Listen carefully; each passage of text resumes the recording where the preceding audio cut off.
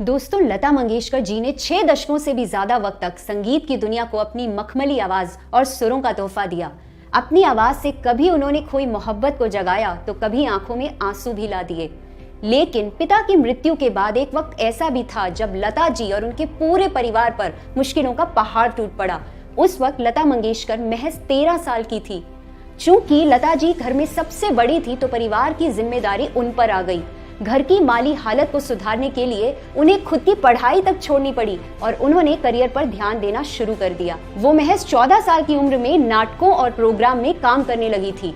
उसके बाद उन्होंने पीछे मुड़कर कभी नहीं देखा और अपने पूरे जीवन में लगभग 20 भाषाओं में 30,000 गाने गाए और अपनी सुरीली आवाज के दम पर लोगों के दिलों में उतर गई। दोस्तों, लता जी को A2 फैमिली की तरफ से भावपूर्ण श्रद्धांजलि। एक बार एक टीचर ने अपने क्लास के बच्चों को एक एक करके उनके हाथ में 2 ग्लास, एक कागज और एक मोबाइल फोन दिया और कहा कि इन दोनों ग्लासों के बीच में कागज को इस प्रकार से रखना है कि उस पर रखा जाने वाला मोबाइल गिरना नहीं चाहिए।